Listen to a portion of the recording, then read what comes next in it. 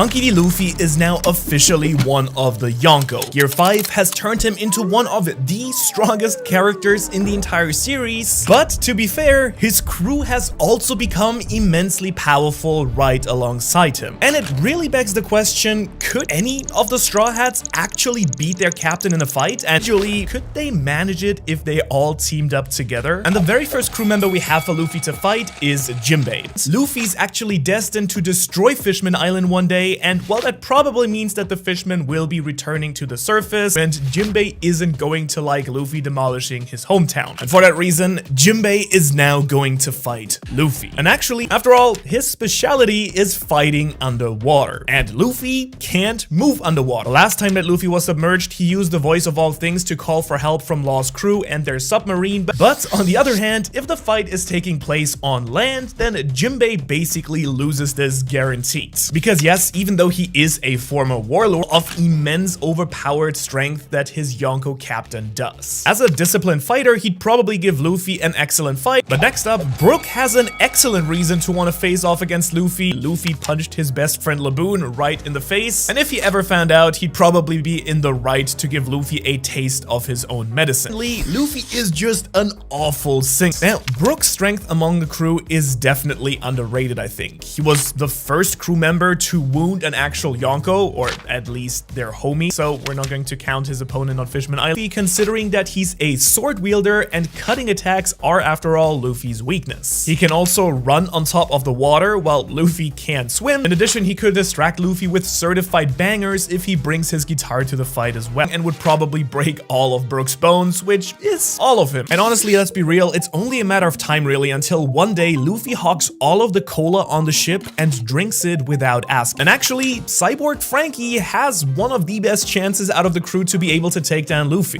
More so, it's because he has the shiniest objects to be able to distract Luffy with. As you know, Frankie has a giant mech suit, the Frankie Shogun, and every single time without fail that Frankie pilots this mech, Luffy just loses his mind with absolute wonder and amazement. Heck, even Frankie's nipple lights turn Luffy's eyes into stars as he hoots and hollers at the mechanical marvels of Franks, because Luffy is a destructive, chaotic force of nature that will break everything in his path if he needs to.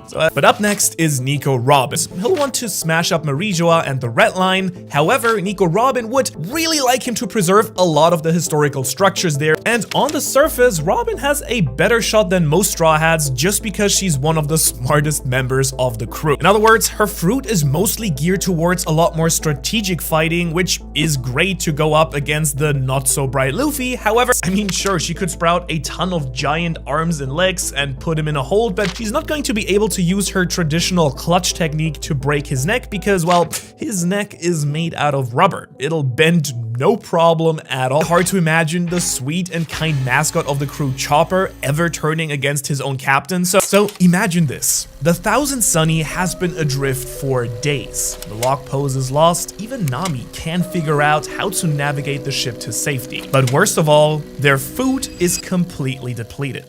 Otherwise known as Tony Chopper. And with Chopper's ultimate form, Monster Point, only being barely enough to hold off Queen until Sanji arrived on the scene that we haven't seen in a long time, Brain Point. Now, in case you've forgotten it, using his Brain Point transformation, Chopper can actually identify the weaknesses of his opponents and then hopefully take advantage of them. Being as powerful as he is in Gear 5, however, one final way that Chopper might be able to win is utilizing his Rumble Balls. So instead, Chopper might be able to convince Luffy to try them out by convincing him that they're candy. And now that we know that Luffy is technically a mythical zone user, in other words, if he can get Luffy to turn Monster Point, the other crew members might have to stop him from rampaging and destroying the entire ship, which up next though to face Luffy is none other than Nami, the cat burglar. She'll just be unable to resist the huge amount of berries on Luffy's head. Sadly, for the greediest of the Straw Hats though, there's another thing that she'll be unable to do. Now, as you know, there are of course plenty of gags throughout the story where Oda has actually Nami landing an effective punch on her stronger counterparts, but if it really comes down to a serious fight, Nami's best weapon is always to use her Climate Attack and Zeus to bring lightning down on an opponent. And as we learned from Luffy's fight with NL, that's just not going to work very well. He'll just be able to grab the lightning and throw it right back. So now with Usopp, we actually have a Straw Hat that we've already seen fight Luffy. They went head to head on Water 7 over the ownership of the Going Merry. And after all of that, it would be very, very unlikely for Usopp to ever want to face his captain again. Can't go to that island disease. That in fact, he doesn't want to go to Laugh Tale so badly that he's going to fight his captain to prevent it from happening. But as you'd expect, sadly, this is probably just going to play out just like it did on Water 7. In fact, because no matter how many pop greens he has now, and even using his observation haki with any of Luffy's gears or any of the 3 types of advanced haki that Luffy also possesses. Since he himself has tapped into observation haki, he's going to have to use that paired with his incredible sniper skills if he even wants any hope in hell. And so if he can get lucky, he might just be able to shoot Luffy into the ocean with a well-placed shot, but because he has really good future sight, who has already had a real matchup against Luffy. The catch is, Luffy refused to fight back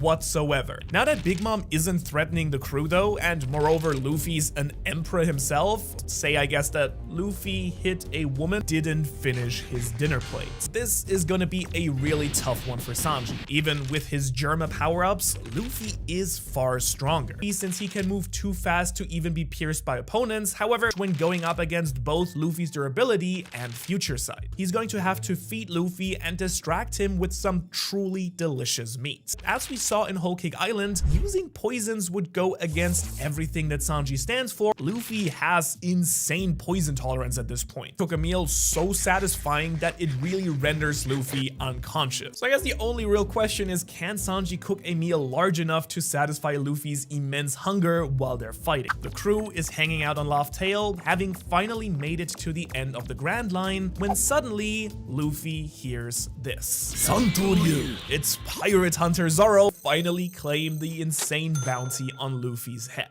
Because Zoro is the most loyal guy in all of fiction, and Zoro and Luffy actually have fought once before, all the way back on Whiskey Peak. Oda Sensei's editors actually urged that he would bring these two into conflict to bring some more excitement into the story, and a wildly out of character moment for Luffy that a lot of fans hate to this day. First, because he's straight up a beast. Just like Luffy, he has access to all 3 types of haki, but as you know, Luffy's rubber body can endure all sorts of blunt objects, brute force, even bullets or cannonballs, but he is very, very susceptible to being cut. Would Luffy be able to block a sword as powerful as Enma with his haki-coated fist? Is his future side observation haki. Way back during Marineford when he dodged one of Mihawk's slash and saved his arms from being cut clean off, properly training his haki abilities under the assumption that Mihawk actually was serious at that point, which we don't actually know. Even a transformation like Ashura might not save Zoro from the chaotic powers that are Gear 5. And once Luffy tapped into his Toon Force, I don't really think that Zoro would be able to handle the